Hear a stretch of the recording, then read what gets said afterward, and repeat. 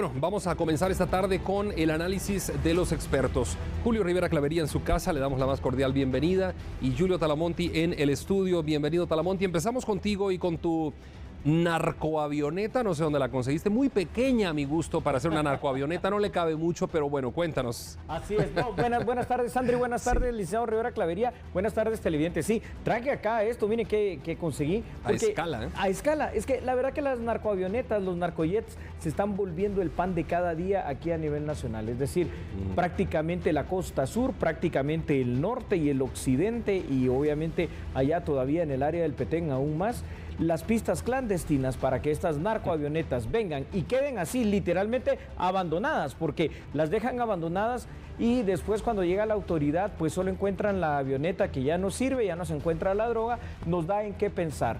¿Qué pensar en qué? Bueno, pues que hay población, que hay gente que está vinculada a ellos, que ya tienen ese trabajo, llamémosle así, de descargar inmediatamente estas avionetas que vienen repletas de droga. Y vale tanto la pena este negocio, como son avionetas de segunda mano, lo que cuesta 1 kilo de cocaína allá en Estados Unidos o 1 kilo de marihuana, donde estamos hablando, por ejemplo, si es cocaína de la más pura, de alrededor de 305,000 quetzales. Imagínense ustedes. Licenciado Rivera Clavería, ¿qué piensa usted? Yo creo que uno de los graves, buenas tardes a todos y buenas tardes, licenciado Talamonti y André.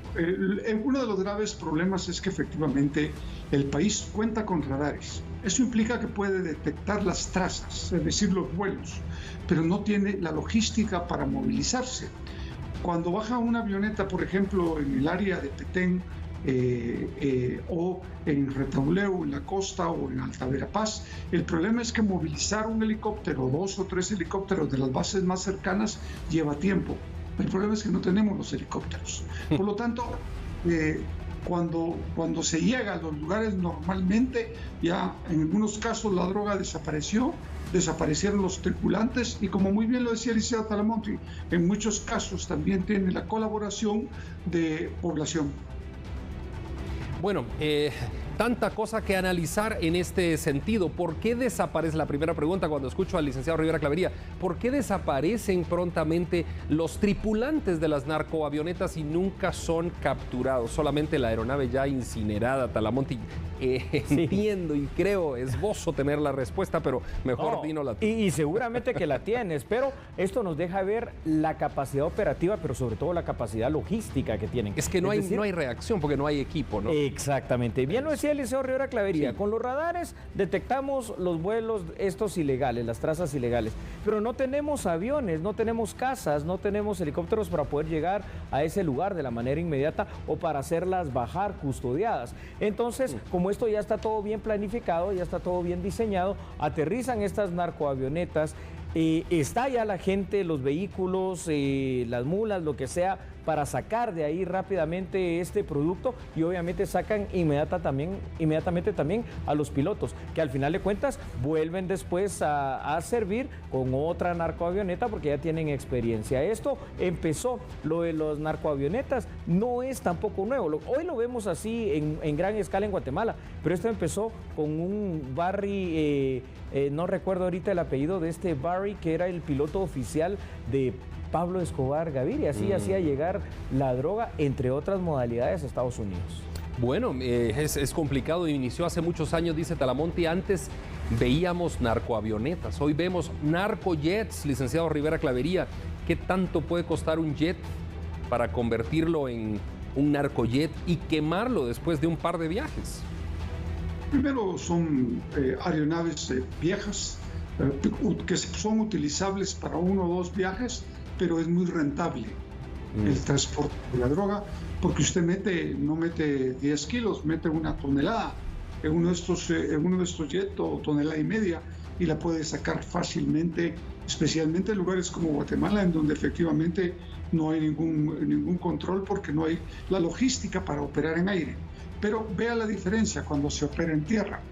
En el mar, efectivamente, son capturados rápidamente las lanchas, por rápidas que sean, porque tienen el apoyo de la Marina de los Estados Unidos, más cuentan con el equipo. En Guatemala ya con lanchas rápidas que han sido donadas por parte de los norteamericanos y de la cooperación internacional. Bueno, digamos que la fuerza de tierra, la fuerza marina, es más completa que la aérea, entonces, ¿no? En ese caso, ¿verdad, Talamonte? Sí, es que aquí vamos a ligar lo que estás comentando con algo que decía el licenciado Rivera Clavería, y es un dato que leí el otro día investigando sobre otros temas. La Fuerza Aérea Guatemalteca está catalogada como una de las 10 más débiles de Latinoamérica, simple y sencillamente porque nos llegan un montón de narcoavionetas, pero no tenemos los jets, los caza precisamente para hacerlas bajar. Es decir, tenemos una Fuerza Aérea muy pequeña, muy obsoleta, muy obtusa, que no tiene la capacidad logística y operativa. Entonces, de nada nos sirve tener esos radares, solo ver por dónde va la traza, y cuando se llega por tierra, de la manera en que se llegue, que va a ser en camión, en pick-ups o algo, ya es demasiado tarde, porque esta gente con esa capacidad operativa que tiene, ya tiene ahí esperando pues muchos pick-ups, camionetas, lo que sea, para sacar la droga de la manera más inmediata posible. Sí, otra cuestión, solamente para ligar lo que sí el licenciado Rivera Clavería, muchas veces también estas narcoavionetas lo que hacen es descargar la droga en el mar, y entonces se ve ahí, por ejemplo, sobre todo en el área del Pacífico, muchos pescadores, como siempre han habido en la noche, solo que ya no pescan pescados, pescan quesos de cocaína. Wow. Qué increíble esto, licenciado Rivera Clavería. Todas las avionetas que aterrizan en Guatemala en algún terreno son destruidas, o algunas logran aterrizar y volver a levantar su vuelo para seguir trabajando. Si es que a eso se le llama trabajo. Efectivamente, sí hay casos en que efectivamente bajan y vuelven a levantar vuelo porque llevan su cargamento a México, y de México pues hay relevos para llegar a Estados Unidos, o vuelan directo para entrar a Estados Unidos. Hay mil formas. Mire, esto se ve constantemente. Por eso es que la inversión en seguridad es una prioridad si queremos realmente dar resultados. Pero si no, pues seguiremos igual, es decir, seguiremos siendo una bodega de narcotráfico o un área de trasiego en el que efectivamente el resultado es lo que estamos viendo hoy, y lo vamos a seguir hablando posiblemente cuando tengamos 90 años y llegamos de lo mismo. Es cierto. Le preguntaba eso al licenciado Rivera Clavería, si toda avioneta es destruida o alguna levanta vuelo, porque te pregunto a ti, Talamonte, de las avionetas o de los narcojets que nos damos cuenta, ¿cuántos más hay que no nos dimos cuenta? Claro. Y que surcaron los cielos y que hicieron el trasiego, etcétera. Es que hay muchísimas trazas ilegales que se detectan y otras que no. Y esto nos llama la atención cuando vemos departamentos, por ejemplo, como el Petén, donde hay muchísimas pistas clandestinas. Y ni siquiera ni siquiera tienen que ser grandes pistas construidas, es solamente una traza también ahí en el terreno. Un kilómetro o menos, ¿no? Sí, bastante poco, 500 metros, 800 metros, porque estas narcoavionetas son de pequeña dimensión para poder aterrizar, y lo hacen también mucho en la costa sur, en medio de cañaverales, en medio de algunas otras plantaciones. Entonces es difícil verlas. ¿Cómo las vas a identificar? Desde la carretera definitivamente en un patrullaje normal tienes que utilizar a la Fuerza Aérea, pero si ahí volvemos al mismo tema de que nuestra Fuerza Aérea no tiene pues literalmente esa capacidad operativa para poder identificar todo esto, se vuelve muy, pero muy difícil. Hoy por hoy el transporte de droga por todas las vías es una realidad en Guatemala, pero por la vía aérea, narcojets y narcoavionetas, definitivamente la preferida por los narcotraficantes. Bueno, es complicado este tema, pero como decía el licenciado Rivera Clavería, muy optimista él, si llegamos a 90 años vamos a seguir hablando de lo mismo, sí, ¿no es cierto? Claro, claro. Para no hablar de lo mismo, licenciado Rivera Clavería, ¿qué tendríamos que hacer como Estado de Guatemala para que cuando lleguemos a 90, si Dios nos da la vida hasta ahí, no sigamos hablando de lo mismo?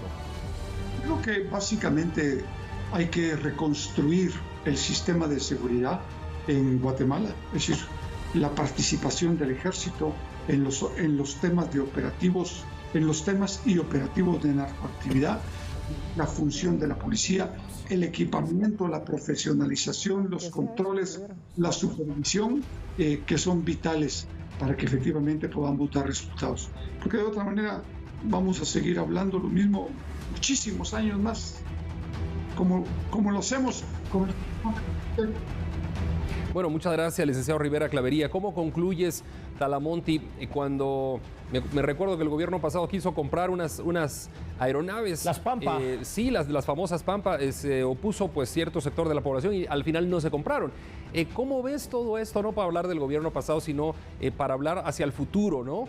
La seguridad tiene que proyectarse de una manera de aquí a unos 20 años y eso implica obviamente la modernización de todas nuestras fuerzas de seguridad, la ampliación de las mismas, de la Policía Nacional Civil, del mismo sistema penitenciario que le hemos hablado, del Ejército también y por supuesto todo el equipamiento que se requiere, que pueden ser buques, que pueden ser aeronaves, para que pues ahí sí que vuelen, ya se rompió, para poder interceptar los narcojets.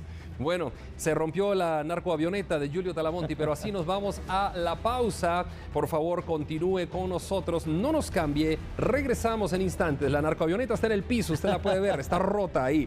Nos vamos a la pausa.